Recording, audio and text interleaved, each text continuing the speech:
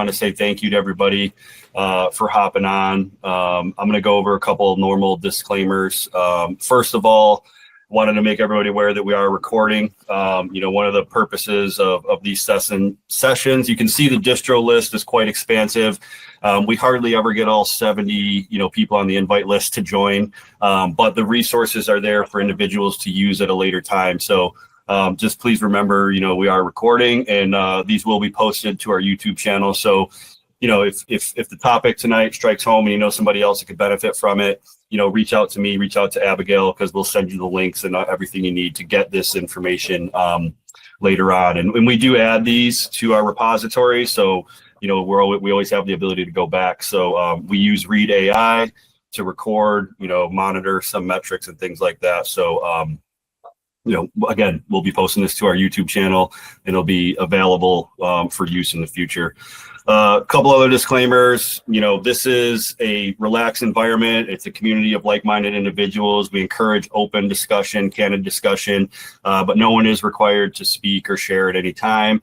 And the other thing to say is that this is, IDP is hosting this, but this is not about business development. This is not about recruiting or anything. This is just bringing individuals in that have either been through the transition cycle and can share experience, or individuals that are currently in the transition cycle and looking for some of the resources that we offer. So again, not to benefit IDP in any way. It's to benefit all of us that have kind of been through this or have experience, or individuals like Dr. Smith, who can be a great resource to some of us in the future.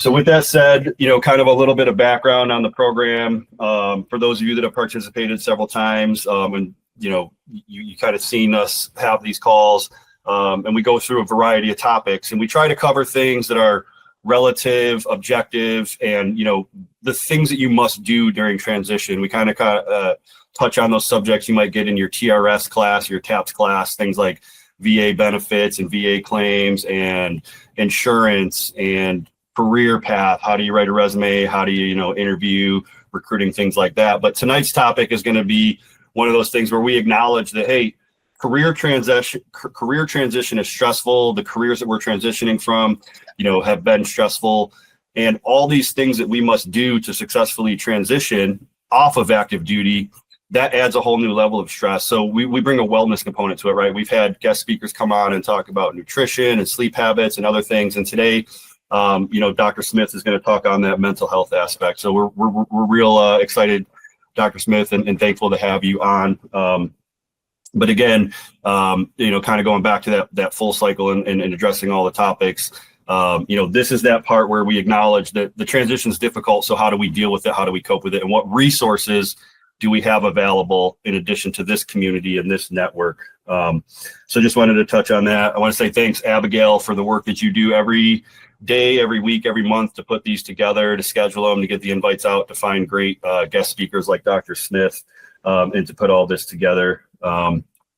Abigail, is there anything else that I need to cover in the intros and the disclaimers? No, I think that you covered everything. All right, cool. She's the one that keeps me in line and makes sure I hit all the wickets and do the things I'm supposed to do before we get into the open discussion. So thanks, Abigail. And Lou, thanks for hopping on. Lou, anything that you want to add? Lou's our vice president at IDP. He's been on these since the very beginning. He's helped shape this. So I always like to check in. Lou, anything else that I missed or anything that you want to add? No, like I said, just kind of to echo Jim, what you said, I think something like this in this type of session is very important. I think it doesn't get sometimes talked about enough. So I'm very, very excited to have you and learn and just hear from you, Dr. Smith. So, and thank you for everybody who hopped on today. All right. So with that, before I introduce Dr. Smith and turn it over to her, I just wanted to kind of, acknowledge some of the individuals that are on the call and give her an idea of the participants. We've got individuals across the spectrum of transition. We've got individuals like myself and Lou and Todd Onito who have been out for a little bit longer, ranging in ranks and experience, a number of years served. and can bring a perspective. We've got individuals like Jason, who has recently, dropped his Appendix J and made a decision to retire, recently completed TRS. So he's at the other end of the spectrum, and Zach recently transitioned. And Brandon, has been out for a little bit, but is still in that career path and progression. So it's really exciting to see a diverse crowd, both in experience, rank, and time and service.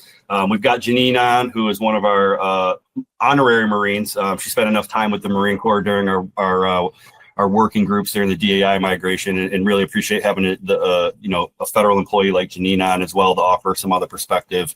Dr. Smith, it's a great crowd, a lot of individuals that'll really benefit, and some individuals that can maybe share some personal stories because they've been through the transition or are still going through that. So with that, I'll do a quick short intro for Dr. Smith and then let her take over. Just a couple of bullets. She's a prior enlisted soldier, currently a major in the reserves. So you're amongst a bunch of Marines. We won't hold that against you, right? But no, thanks for your service, and it's good to know that you understand the service and the military community. Deployment from CENTCOM and behavioral health, and currently working for the VA as a psychologist. Correct. Yeah. So appreciate your experience, both military and your professional experience. And we're really excited to hear what you have to say on the topic tonight. So with that, thanks for being here, and I'll turn it over to you. Yeah, thanks so much for having me. I will say my brother was a Marine, so I'm going to add that in there as my street cred. Actually, my brother, as a Marine, he was in boot camp when September 11th happened. And he's been a huge inspiration for why I have followed the path that I have followed. I knew I wanted to be a psychologist since I was very young, but specializing in trauma and substance use and getting into some of the topic areas that I ended up getting into were very much influenced by seeing my brother's experiences up close and personal when he came back from Iraq the first time, the second time, on and on and on. So yes, I'm super happy to be here. I have so much to talk about. I get so jazzed about behavioral health stuff. I'm gonna have to really try to keep myself on track because I could talk about this all day, and maybe I'll have another opportunity to talk about it.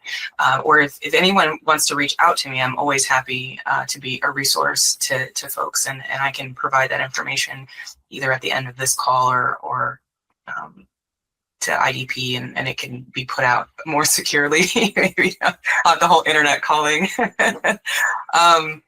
So some of the things that I wanted to focus on in this transition is kind of what transition will look like, what to expect at some of those stages, where to find some support or help, what are some of the try this and look out for that, some of those sorts of tips and tricks, resources, and then just how to thrive long term. And of course, this is all going to be through a mental health or a wellness, behavioral health lens.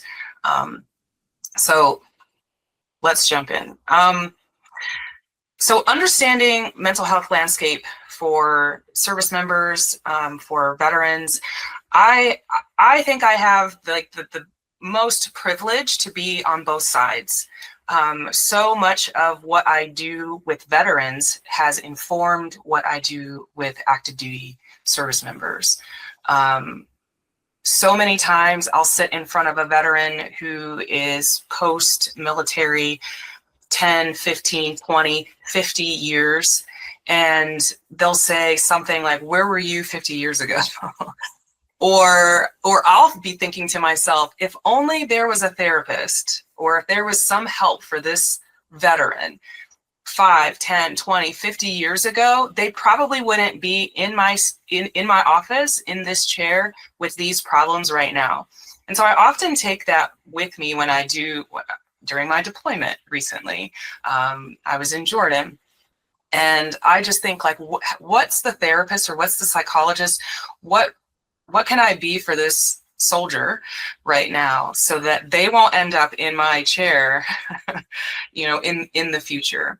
And so even taking that deployment experience as like a microcosm of the transition experience, you have your yellow ribbon, at least we do in the Army. I'm not sure exactly. They have something like that in the Marine Corps. I remember I dated a guy in the Marine Corps also for a time. And I remember him going through that process and I was going through that process with him. And so a lot of that is just a smaller version of the transition that you will often experience out of the military. But anyway, so there is mental health challenges that you may have during your service, that you may develop after your service. You may have come into the service with them. But some of the things to be aware of, right? Some of the big three that we hear a lot about in the military veteran community: PTSD, depression, anxiety. Those three are very common. They often go together. Some things that are a little less talked about, like moral injury, that comes up a lot. There's relationship strain during that transition. You used to do this and now you're at home a lot more. So sometimes some of those problems that you were able to manage because you and your spouse spent a lot of time apart, now you're in each other's space and in each other's spaces, right? So relationship strain can be one of them. Identity change, identity loss is a big one. Substance use, chronic pain. Those are very common challenges from a behavioral health, mental health perspective that individuals will experience. Now, there's some protective factors, things that can help ease that transition, that can be a buffer for that transition. A big one is structure, fitness, mental fitness, spiritual fitness, physical fitness, purpose, having a sense of purpose, shifting that sense of purpose from your military service to some other area, whether it's work, a business, school, your family, whatever it might be, giving back to the community. So developing a new normal, a new sense of purpose is huge. Having social support, having your people, you're given that. A lot of that is built into the military experience. And then when you transition, it evaporates. And it's like, and at first, right, everyone's still tight. Everyone's reaching out. Everyone's still connected. The group chat's still going. You got your people. And then it fades a lot faster than we think it will. We're like, no, bro, we're going to be best friends forever. I experienced this just during deployment, right? Following deployment. Everyone's like, we are in it. We're tight. We're going to be friends forever. And a couple of months later, it's like, oh, wow, real life is happening again. And we definitely don't talk as much as we thought we would, or we intended to. So those are definitely some big protective factors. Leadership mentality, having that grit and strive and moving forward in life, in the next endeavor. Those are protective factors. Spirituality is a big one for a lot of people that provide sense of peace, sense of direction. Again, some of that purpose. Humor, sometimes even that dark humor. There's an organization, I don't know if it's on my list of resources. And of course, now I'm totally blanking, but it is all about, they do these rucks all around the country. And they have their little ranger panties on, and it's just, a little bit debaucherous, but their whole shtick is about weird, dark military humor. And getting out and doing these physical activities. Irreverent warrior, that's what it's called. I knew it was going to come to me eventually. They have a donkey, I think, as a part of their logo. So humor is a big one. Service to others is a big one. Those are all important protective factors that can be helpful in that transition and to buffer those mental health challenges. some statistics, because I'm a little bit of a nerd, and by a little I mean a lot, that I found for transitioning service members, that 1 in 5 will experience a mental health condition each year. 1 in 5 service members, and very important, right? We hear a lot about veteran suicide and service member suicide. Rates are highest during that first year of separation from the military, and then they decline when those individuals are engaged in some kind of care or other sort of support network. It doesn't have to be official VA care. But those rates decline, and in its highest in the first 6 months. That's when it sort of peaks, but overall, it's highest in the first year. So keeping that in mind, and we're going to talk about like the first 30 days, the first 6 months, and the first year, like some of the things to look out for, some of the things that you can do. So yeah, and feel free to interrupt me at any time. If you have questions about this, we don't have to wait until the end. I'm happy to like get into it while we're going through.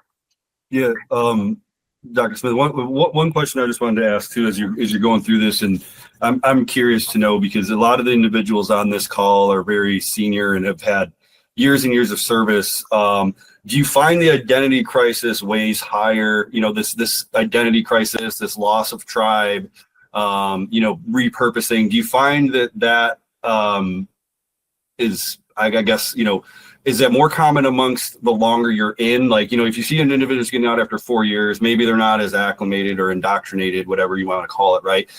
Do you find that the loss of identity is, like an individual's been in for 20 plus years, right? Just curious on if you notice differences in time and service and how that impacts the ability to deal with that reacclimation. Yeah, absolutely. Absolutely. So the longer you're in general, the harder it is to transition. There are some benefits to that, right? The longer that you've been in, the more experience you have. And so sometimes the older you are and the more you're like, I'm at retirement, like actual retirement age, where I'm just not going to work anymore. And so there are some benefits, some buffers, right, to that. So it's never all one, all the other. There's always a give and take.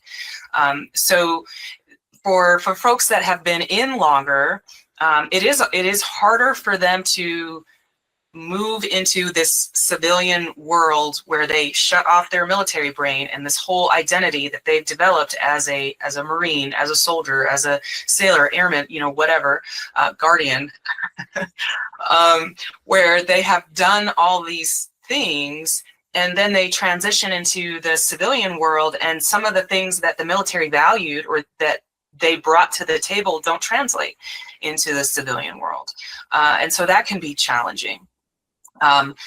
This shift in just how people might respect them, right? They wear their rank, right? We're wearing our rank. We can walk into a room and everybody knows who's the boss, who's in charge. And then you go out to the civilian world and you have whatever your new uniform is that's on, and you don't have all your chest candy shining for everyone to see to provide that street cred. And so you might be new to that industry, or you might look of a certain age and people think that you may have this like level of expertise and you may not.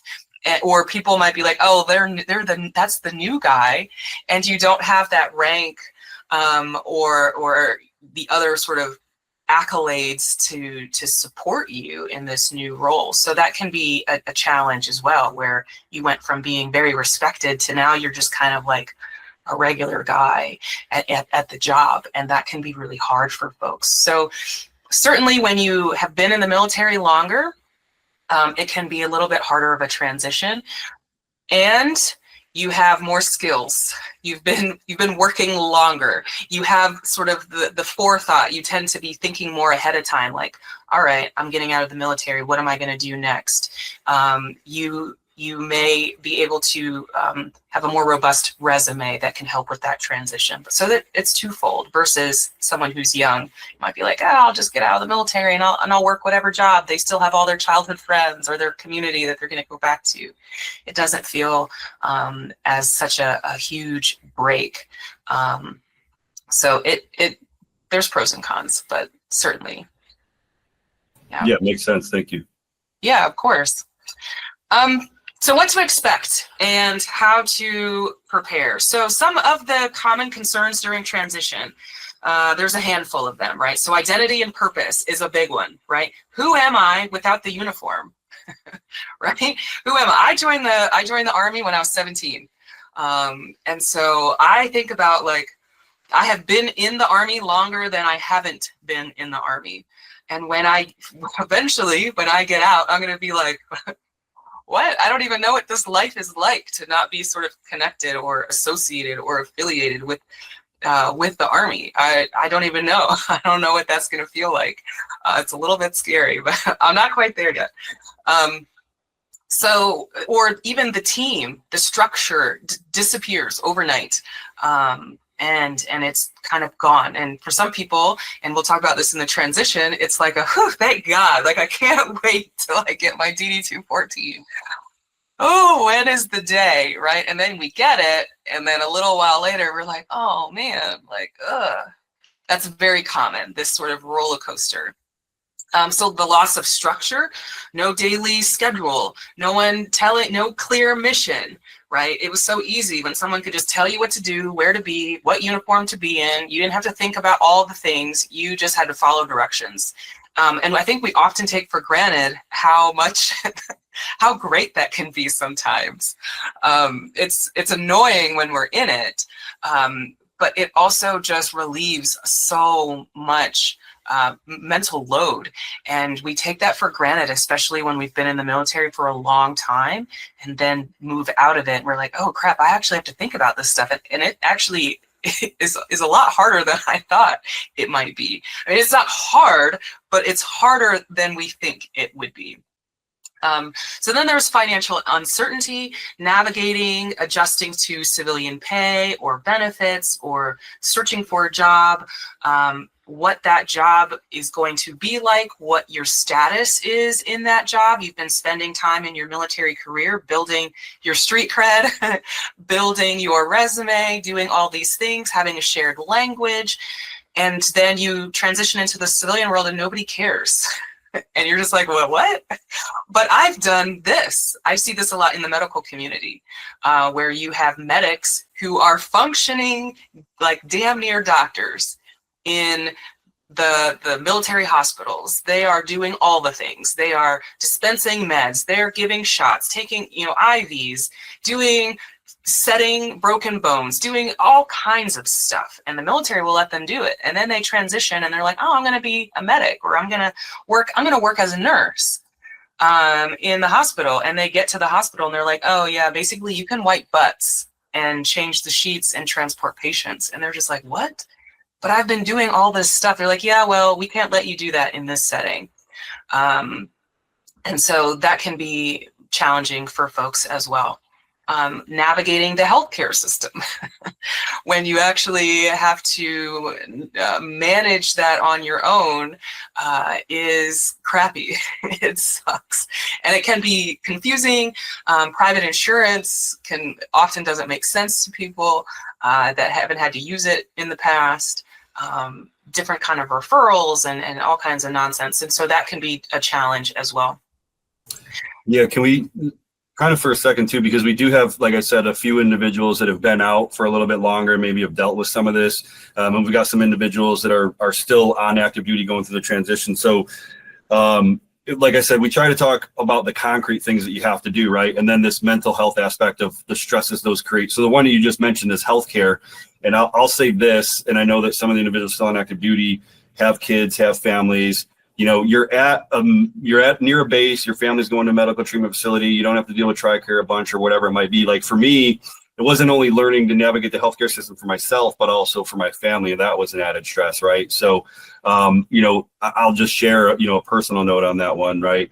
And it's good that you brought that up because, acknowledging that that's an additional stressor and then how to cope with that. So for those of you that are still, on active duty and have families, or even for yourself, depending on your location, you may still be able to use a medical treatment facility, but you might not, right? Like I'm in Cleveland, there's no medical treatment facility. So we had to go completely, out into the world, navigate TRICARE, other things like that. So, just sharing a personal experience, and then acknowledging, and asking maybe anybody else has any, shared experiences or that's going through it right now, or maybe has a question about it. Cause I know individuals like Zach, Brandon recently transitioned, so just kind of taking a pause there, because that one kind of, something that I've dealt with recently, and it definitely adds a level of stress as a provider and a caretaker, something that's you've taken maybe for granted, that like 20 years, I've always known that my family, my wife and kids were covered and I was covered. And now it's like, okay, what's the best plan?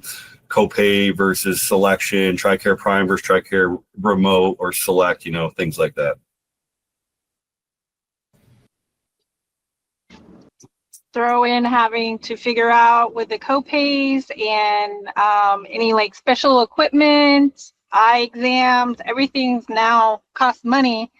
And then learning what a flex savings account is, where that can help you with those costs. All this active duty people don't know about, because you never have to think twice about going to get medical care or anything like that for you or your family. But once you get out, that cost is all on you. It's all a burden. So that's a little stressful.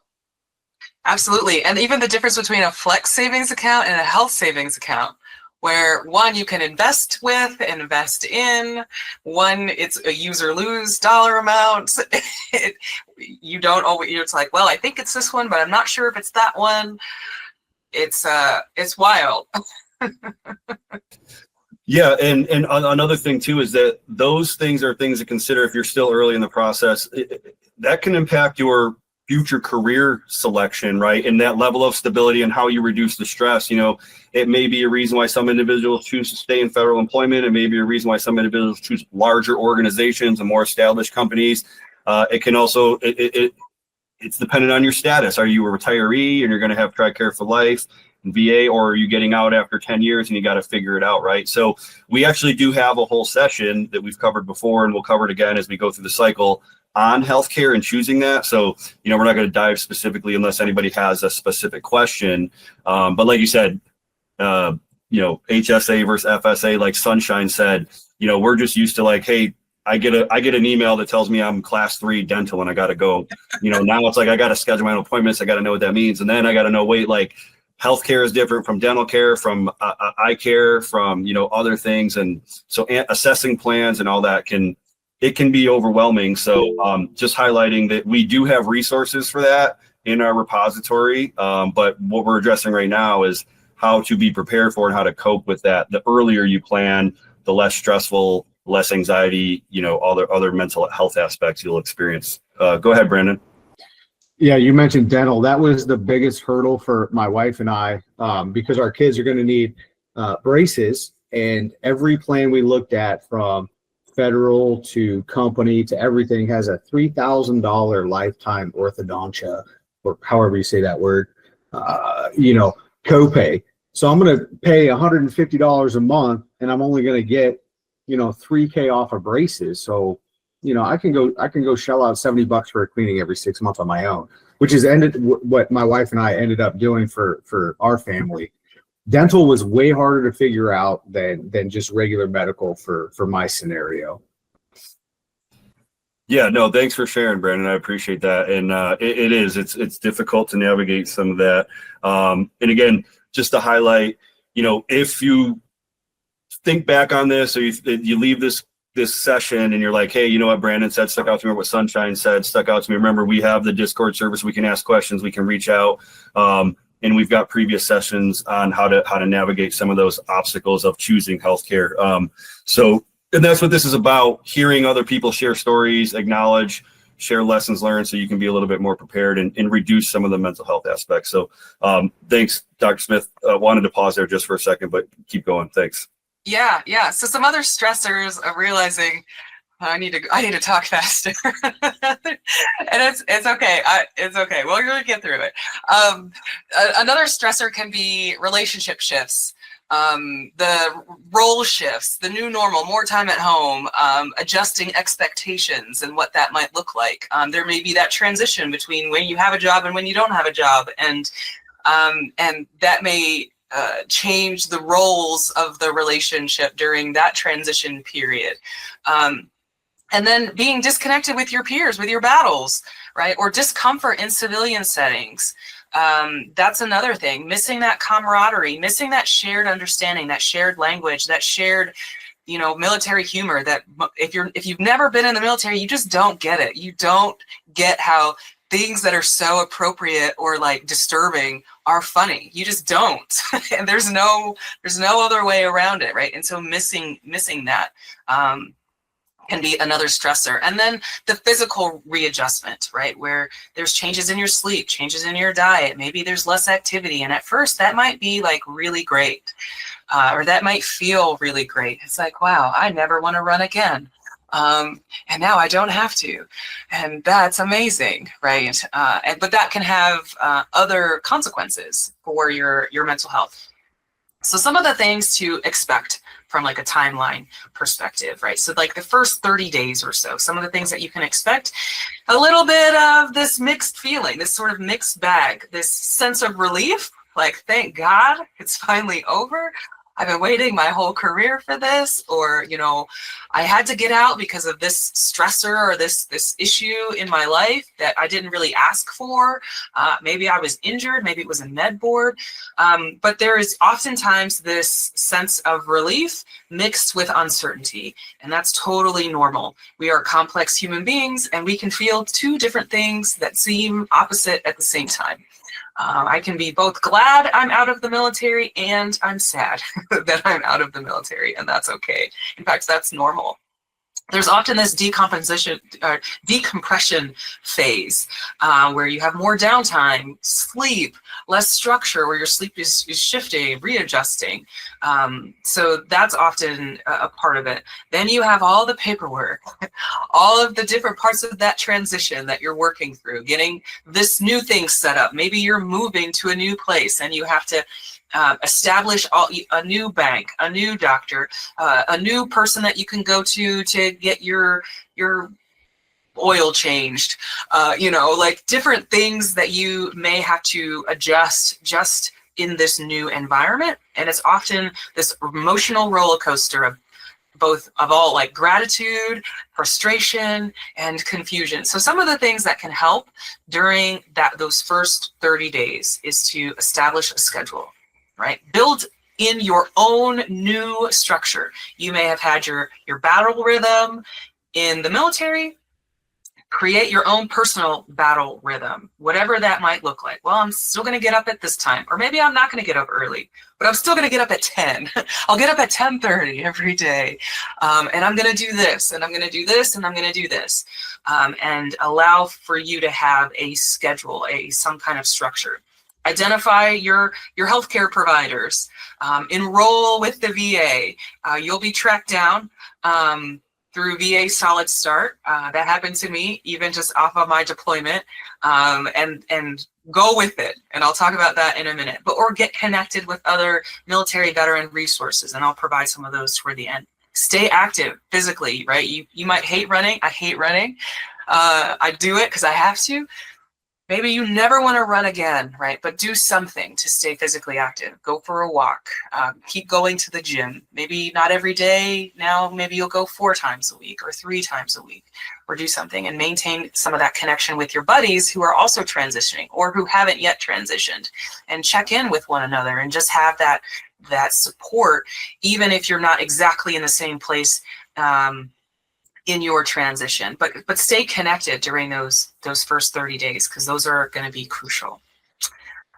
At the 6-month mark, right, some of that reality of like the long-term changes starts to set in, right? So there may be some increase in anxiety or sadness as like the novelty of being out of the military and sort of being able to do your own thing has worn off, and like the realities of like starting a new job, or haven't yet started a new job, or you're on the fence of if I want to go back to work or if I don't want to go back to work. Do I need to go back to work? Do I want to go back to school? I've started school, or I'm going to start school, and there's all this paperwork and all these things that I need to sort out or that I haven't quite got to yet. And so that 6-month mark is really hard, because you're still on the new-ish side. You haven't quite got the hang of it yet, of post separation, and you haven't quite reestablished or established your new life just yet. So that 6-month mark is pretty important. New jobs, new stress. So that family renegotiation is happening as well during that time. You're home, but it's not the same. So some of the things that are really important during this stage, some of the things to focus on, is you started your structure, building in your schedule in that first 30 days, and now you have to revisit it, right? And it may be a little bit before the 6-month mark, but you want to rebuild that structure, set new goals, set a new schedule for regular activity now that you've gotten through sort of the honeymoon phase of your transition. Make a plan, seek out your purpose through work, through volunteering, through being involved in your kids' school, through other veteran, community, military organizations or groups. And there's lots of them, and I'm going to provide some of those a little bit later. Go to some groups or other meetups, or find a new hobby. Those are all really important. Stay engaged in your community, or get engaged in your community. Continue to exercise. Social connection is really big. And track some of your sleep, or track some of your mood changes, because this is usually around the time that things, when they start to become a problem, that's when you start to notice that they're a problem. If there is a problem, if there is something kind of lingering or bubbling underneath the surface, this is when people start to say something, your spouse starts to say something, like this is when things start to bubble up. If they haven't already, they will around that 6-month mark. So tracking some of those things, being aware of some of those things can be helpful. And then at the 1-year mark, that's when that sort of new identity starts to solidify, right? The emotional stability sort of improves. It's less of this roller coaster, with support, with engagement. Maybe it's with the VA, maybe it's with other organizations. Your career, your education paths are typically more established at this point. There's potential, there is still potential for some of that late emerging mental health concerns that we talked about earlier, but oftentimes they've already sort of cropped up, and hopefully they're being addressed. That's the goal at this point.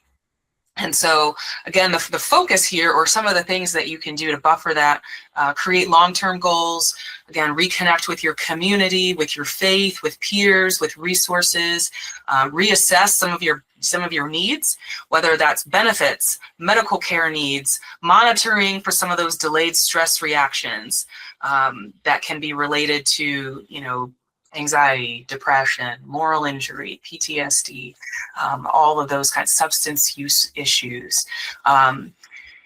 Maintaining that social and physical fitness is always going to be important, right? At the bottom of Maslow's hierarchy of needs, not exactly. It's not exactly the bottom of this of Maslow's needs, but taking care of your body, right? Sleep, eating, and movement. Those are like your big three. And so if you can do anything, you can focus on those 3 things. Try to master and really dial those 3 things in, and the rest will be a lot easier to manage. Okay. Navigating some resources. All right, so the VA. I'll talk about the VA. I work for the VA. That's my disclaimer. Things I say are not necessarily endorsed by the VA, but I will try my best to speak from a place of personal experience, as opposed to, I'm not a spokesperson for the VA. But the VA has a lot of resources. There's a saying that if you've been to one VA, you've been to one VA. They're all a lot the same, but very much different. They all have a lot of the same resources, but how they function, the quality, how quickly you'll be able to access some of those resources, they're all going to be a little bit different. So bear that in mind. But you can always go to your local VA. You can register and request for a primary care provider. In primary care, you can have all your health things worked out. They also have something called primary care behavioral health integration, and that is essentially a psychologist, it's usually a psychologist or a mental health provider in primary care that they can just walk you down the hall and say, oh, all right, we're here to talk about your blood pressure or, I don't know, a rash or headaches or other things, pain. Oh, you're a little bit depressed or you have some anxiety symptoms. Okay, let me just take you down the hall to the psychologist that you can talk to for 10 and 15 minutes. And then they can get you set up with additional support. You can meet with them a couple of times. And if you need something else, then you can go to like the next sort of a level of care where you might meet with a psychologist or a social worker weekly. So that is a resource. The VA is a great one. Another one is the vet center. So if you've ever been deployed, if you have served in a combat zone, if you have an experience of a military sexual trauma, you are, and sometimes family members are eligible for care at vet centers. One of the things that's nice about vet center is that it is sort of connected to the VA, but it's separate. And so their medical record system is completely separate from the VA. And it's like private and it's locked down and you cannot access it. I can't see it. It doesn't show up in these other medical records, which is a little known fact. But vet centers were created following the Vietnam era for veterans who were like, I'm not going to the VA because there's all this stigma, there's all these problems. And so they created vet centers and made their medical record system outside of the big VA medical record system. And so if privacy is a big thing for you, or if you want something that's a little bit lower key, but still good mental health care, a vet center is a good option for you. And oftentimes you can be seen a little bit quicker through a VA or a vet center. There is telehealth that's available. So if you're not in a location that's close to you, or a VA is not close to you, you can do telehealth. I actually work remotely. I live in Detroit, but I work remotely for the Clarksburg, West Virginia VA. So all of the people that I see are remote. And so there are lots of opportunities and options for telehealth through the VA. Of course, then there's also apps that are really good that the VA has created. There's PTSD coach, there's CPT coach for some of, or PE coach. Those two are specifically designed for PTSD treatment. There is mindfulness, there's breathing exercises, there's ones for anger management, there are ones for relaxation, for sleep, for relationships. There's a ton. So there's also things that where you're like, I'm not really ready to go talk to somebody or go into the VA and do all of that. That's not really my speed. There are some other sort of self-help kind of resources that are available as well. And then I would be remiss if I didn't talk about the Veteran Crisis Line or the Suicide Crisis Line. It's super simple now. It's just 988, like 911, except 988, and then you press 1. And so if you're ever in crisis, or if you have a friend that's in crisis, you can call that number. Keep a low bar for that, and that they can also help connect you with resources. So VA Solid Start is another big one. They're going to call you 3 times in the first year post separation. I know when they called me, I was just like, yeah. In part because I work for the VA, I know a lot of these things and a lot of the resources I didn't apply to me. But lean into that because there are still some good resources that they can provide, and then they can help you through that transition. And that's another great resource in terms of like medical care. And I'm happy to answer questions about some of that process. If someone wants to reach out to me about a specific question, I can do that after the call. Okay. I want to talk about 2 more things. I'm going to try to do it in 10 minutes and make it enough that it's reasonable or that it's helpful. Some things that you can do just generally to cope, some strategies that you can do daily.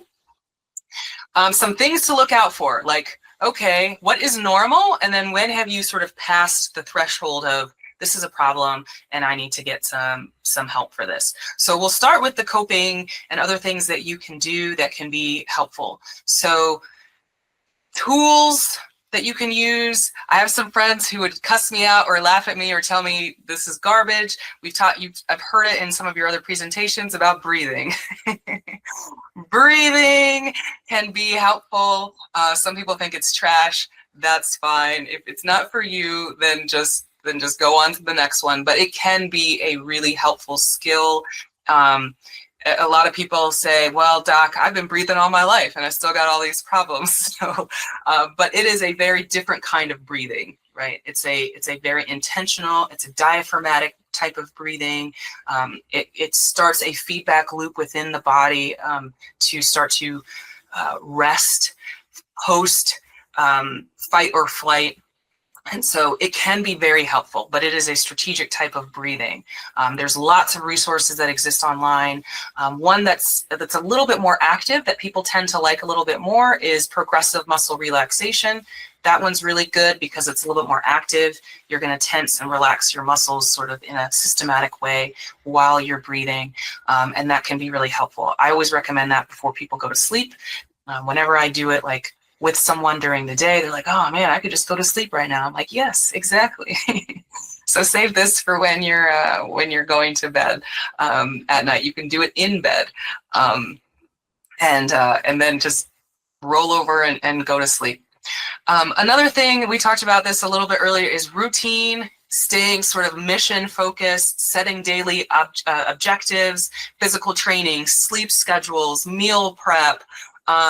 Maybe it's thinking of like every day as like a new mission, right? Like discipline, finding discipline in your new normal, reflecting on your day, right? Doing an AAR for yourself. What went well for me today? What didn't go well? What am I thankful for? Like, what can I do to get more of this in my life? Where was I like really kicking ass and taking names today? Like I'm really proud of myself for this thing, right? And keep a journal, keep a record. We talk about in the Army, like these I Love Me books, where basically we just keep our documents in it. And I'm like, no, you need to put in there those text messages that you get from your soldiers that are like, yo, I hated you as an NCO, but we were the NCO that we needed. Or, man, hey doc, like, thank you. This like really changed my life in this way. Or, where were you 10 years ago when I was hospitalized, and whatever. And take those little things and store them away in that journal or in that I Love Me book. So when you're feeling like, wow, what am I even doing with my life? You can open that up and be like, oh, right, this is what I'm doing. This is what I've done. And that can be really helpful. So taking some of that forward is really helpful. The mind-body connection, super helpful. Exercise, mindfulness practice. Maybe it's yoga. Maybe it's not. Maybe it's just being outside and doing things. Maybe it's fishing. Maybe it's running. Maybe it's some kind of spiritual engagement or community service.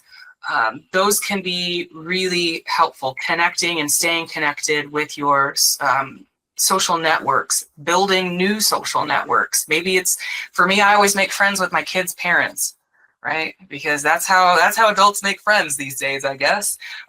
You get connected because your kids are connected, and then you just decide which parents you like and which parents you don't like. And those become your kids' best friends because those are the people you want to hang out with the most. So those are things that you can also do.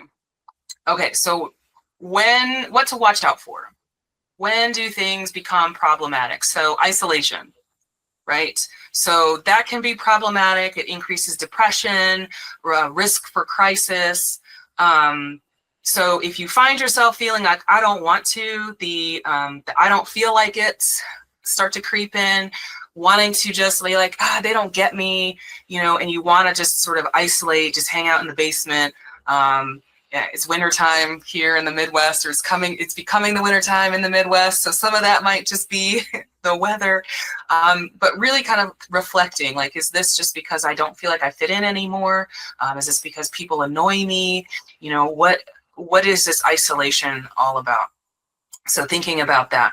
And some of the things that you can do is join some peer groups, join some clubs, get involved in the community. Team RWB is a really good one. I love that organization.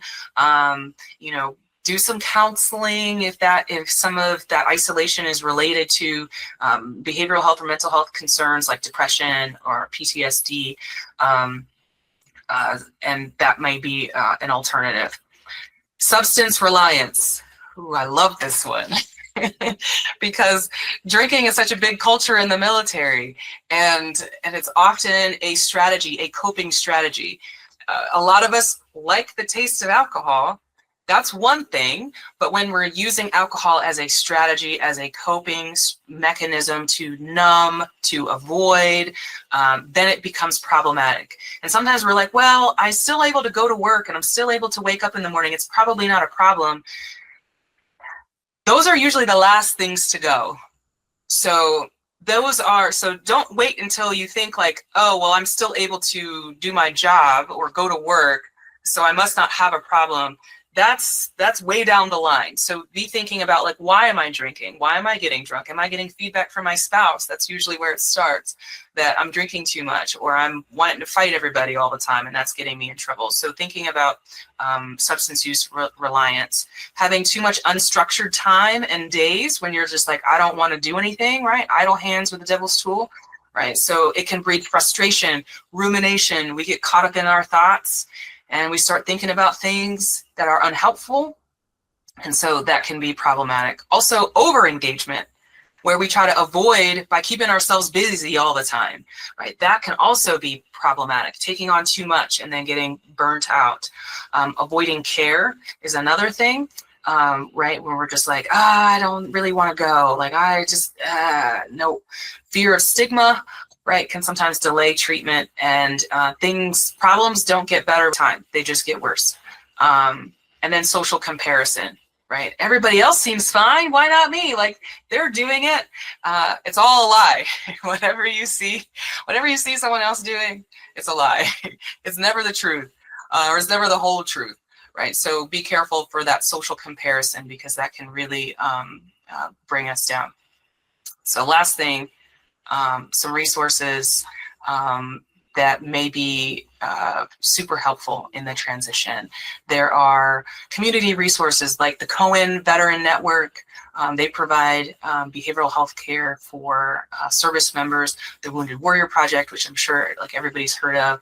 Team RWB is a great one. They focus a lot on fitness. There's just a lot of resources for them just across the board. Team Rubicon is another really good one, where people take their skills from the military or get new ones, and then go out and provide disaster recovery or disaster relief.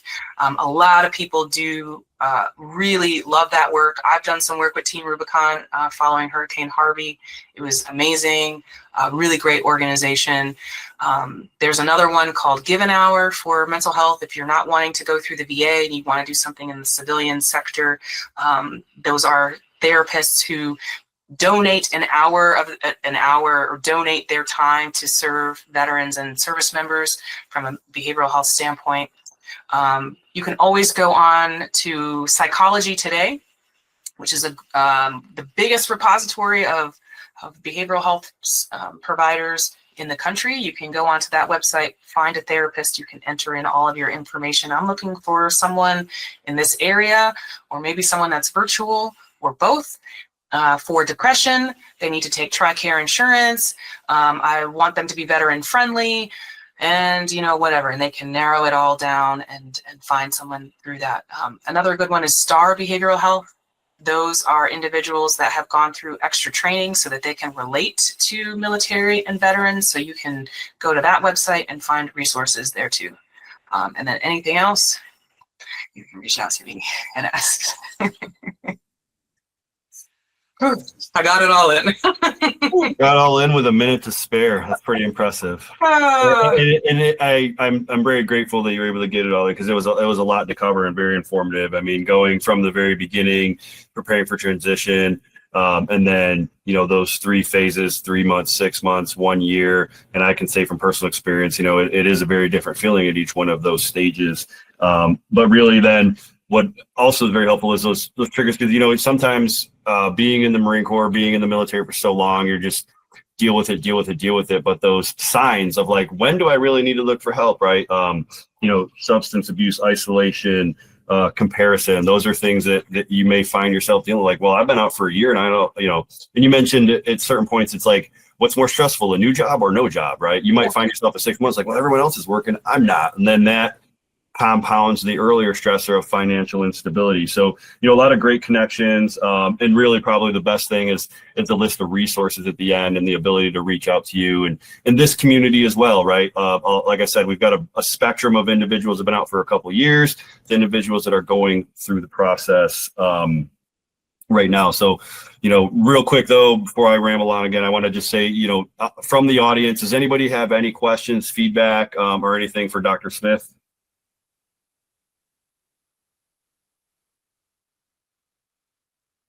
Okay, I appreciate everybody being on. I want to give a couple plugs. Go ahead, Abigail. I'm so sorry, I'm a little bit late on that.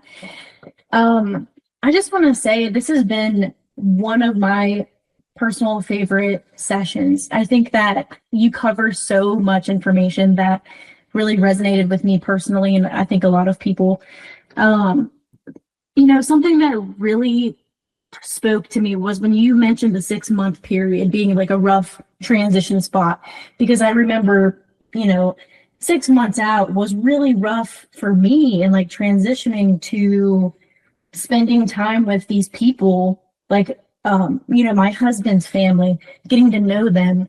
There were so many different new experiences that I was having, and it was just like, it was a very, very difficult time. But then when you mentioned the 1 year being a little bit easier, like that really stuck with me as well, because it became so much easier. The structure developed to where I was kind of like getting more settled into everyday life, not being in anymore, and it was so different. But also, when you mentioned getting out and experiencing depression, or, you know, the lack of those experiences that we had for me 4 years, right? So it was just, it was definitely a definitely like a kind of like a difficult transition period, but it definitely smoothed out over time. And it's just, it's crazy. I mean, you covered all the bases, you know. It was amazing. And I just wanted to thank you so much for coming on and being a part of this. Yeah, absolutely. I love it. And I'm so happy to hear that. I love doing things like this. I love sort of giving back to the community, or engaging with the community like this. I'm one of you. and so I love the opportunity to do these things. And I'm glad that it was helpful, that it resonated. Yeah. Yeah, and it's an example to follow, because like you said, if you can't find you know, you mentioned sense of purpose, I'll have a struggle with that. Get involved and find a way to give back to other veterans, something like this, be involved in this community and other aspects where you can give back. So, you know, a couple things to close, and I understand we're a little bit past time, so if anybody's going to drop, no offense taken. We usually get through these in about an hour. We schedule them for an hour. A lot of times there's conversation afterwards. So, you know, apologize if anybody's got to drop, that's okay. But you know, like Abigail talked about, and like you talked about a little bit too with mental health, there's the things that everybody is going to ask questions about when they're going through transition. They're going to be like, how do I file a VA claim? You know, how do I prepare my resume? How do I get my LinkedIn? But with the stigma around mental health, not everyone is going to ask questions about that or dive into some of the things that you talked about, right? So I think it's important for us to acknowledge in this community and share stories like Abigail just shared about her stress. You know, I'll share a quick story, you know, like, as you mentioned, isolation, and there's this whole thing with the remote world, right? And it's like, oh my God, you know, but we're all going to base every day. We're all surrounded by people every day. And then we're so excited, like, wait, I can work from home. And then there was this moment of like, I'm in my basement, like I don't get dressed, I don't leave my house. And, you know, like you said, I didn't want to run anymore. I was tired of running, but then I realized like, I got to do something. So I started swimming, and I started going like, yeah, I got a coffee maker upstairs, but I'm going to go get coffee at the corner store. So I get out of the house, I drive every day, you know, and like, it's a funny story to share, but it is part of that mental transition, right? And just, and the stigma removing the stigma and being willing to talk about it. And for those of you that are still in transition, still on active duty, start talking about it, start thinking about it now. Don't wait till you're out, because also the mental health aspects that you've dealt with throughout your career that you might have not been willing to talk about, those are part of your VA claim, part of your compensation. I'll just say that, in my transition, I was made aware of some mental health conditions that I had been diagnosed with that I wasn't even necessarily aware of, because of the counseling that I had gone to during active duty that affected my compensation, post-service. So, use the community, use this opportunity. We've got a great resource Dr. Smith has offered. I'll work with her to get some of those resources, a list of things. We'll post them, to the community page on IDP's website. It'll be available for you. Like we always say, the call is just the beginning. We've got an hour here, but the resources are there and this networking community is there. And the other thing I'll say is share these resources with other individuals. You may not be the individual that's dealing with depression or anxiety, but you might know someone who is. You might know someone who's approaching transition that couldn't make this call. Please share the resources. They didn't have to be on this call to reach out to me, to reach out to Abigail, to reach out to Dr. Smith or anybody on the team. So, just please spread the word, because like Abigail said, it's not only one of the favorite topics, it's also one of the most impactful, but maybe one of the most difficult to talk about, right? We get a lot of questions, like I said, on the concrete things, right? But this is one that maybe, we have to reach out to some other individuals that are maybe displaying some of those signs and aren't willing to acknowledge them themselves, right? So use the knowledge to help others as well. Lou, anything else that we say in closing, or anything else that we want to touch on? No, I mean, I think, it was covered. I know, if we sit here and we started going over experiences, we can all stay here for another hour and a half. Yeah. Because I definitely, one of the things that I think that you mentioned was about the depression. I'll personally say, like, at that 8-month mark for me, it just like hit me almost like a freight train, just because, I was worried during my terminal and during, my transition. I was already worried about my next job, and I wasn't even out yet. I was still active duty. And then when I finally got out, I jumped right into the workforce with Jim. And so I never had like that time to kind of like do some decomposing and just like take some time for me. So I know for my 8-month mark, it really hit me hard, and I had to like take a break and go, okay, like I need to, and I reached out to the VA, and I definitely got in some classes for depression and anxiety.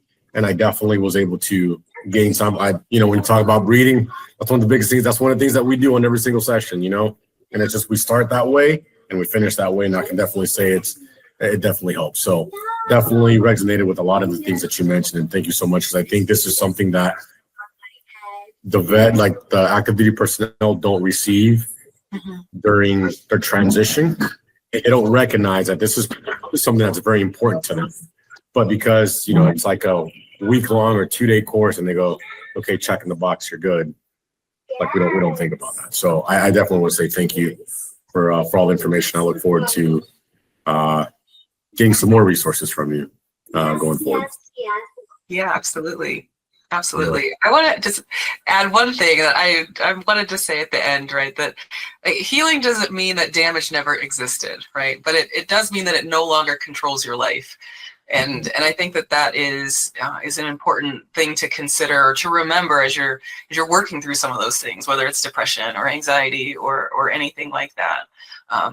And that's really the goal, not that we're going to erase it. There's no Men in Black mind eraser, but that we can just sort of take it out of your life, but that it's not going to control your life, and that you are in control about how you engage in your life with whatever the mental health or whatever the challenge may be.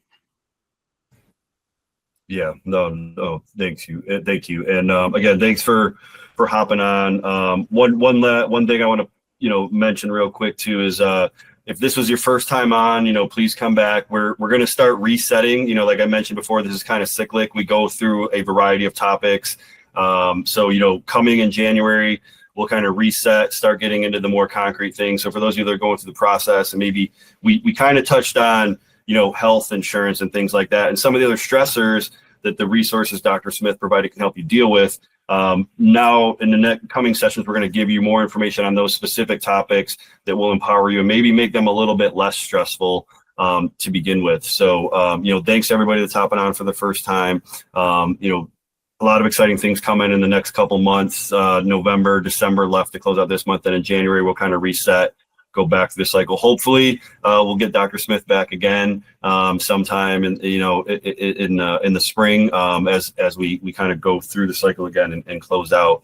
But one last chance, back to anybody from the audience, and then individuals can drop it at your own free will. So anybody have any save rounds, alibis, or questions? We've got Dr. Smith on the line. Go ahead, Brandon. Yeah, so going back to, I think it was like 735, 737, she was mentioning military humor. I'm not near a military base or anything, and the closest I've ever experienced is one of my best friends out here. He's a tradesman. He's an electrician, right? And those guys that sweat their what's off, building houses, running electrical wire, building custom cabinets, they are just as, dare I say, debaucherous as we are in the military. So if you're not by a base, or you don't have a lot of close military friends where you're at, go hang out at the local dive bar, and I guarantee you, you're gonna meet a tradesman. Now, I know that doesn't go with the alcoholism that you were talking about earlier, but that has been a huge saving grace for me out here in Kansas City. Is the fact that I got a guy that he showed me this property. He owns his own company. He's been doing it for 20, 30 years. Solid dude. And he is, again, his humor and my humor they align, and it's scary because it's two completely separate walks of life. You know what I mean? Yeah. So I don't know if that'll help anybody on the call or any of your patients that you may or may not have, but yeah, tradesmen, that's where it's at if you don't got no military around you. I like it. It's finding a tribe. It's like-minded individuals, right? And it's finding a purpose in people that are like that. And then Brandon, earlier you put PGA Hope. I know you're excited because you're a golfer, but we've got a few PGA Hope graduates. And again, it was going out and finding like-minded individuals, other veterans learning how to golf in their post, Marine Corps. There's a lot of organizations like that. And for you, it might be trades, and the VFW. For other individuals, it might be golf and PGA Hope. But there's a laundry list of resources that you can find your new group, your new hobby, whatever it might be. And that's going to help with that transition, as Dr. Smith said, that identity, that purpose, and in routine. One simple thing to say is also just don't stop being a Marine, right? You've been structured, you've been disciplined, you've been fit, you've had a sense of purpose, whether it's going to be to continue to serve the federal government, a GS job, a contracting job, or giving back to the veteran community. Just don't stop being who you are and what has made you happy and successful for the last 4 years or 24 years. I think that's a great way of looking at it. So thanks, Brandon, for sharing. Appreciate it. And again, those remote locations sometimes are harder. You're out there in Kansas City, up here in Cleveland. You retire in DC near Quantico, you're going to be surrounded by other Marines all the time. And that's why we started this, and Lou and I were transitioning together. Like you said, we started having these calls. It was just the two of us, and they were like, let's invite Grant, let's invite Drew, and then we're like, more people can benefit from this. And so that's, again, that sentiment, I'm going to say one more time, shameless plug. If you think there's other individuals out there that could benefit from this community, because that's the intent here is it's a resource that fits the description that Dr. Smith described. This is a place where you can come in, have an open discussion, and ask questions. So thanks, Dr. Smith, for all the resources and information you provided. And thanks everyone for hopping on. Everyone's free to hang out, chat a little bit more, and drop off as you will. Any closing comments, Dr. Smith? No, that's about it. Thanks for hanging out with me, and I hope to be back.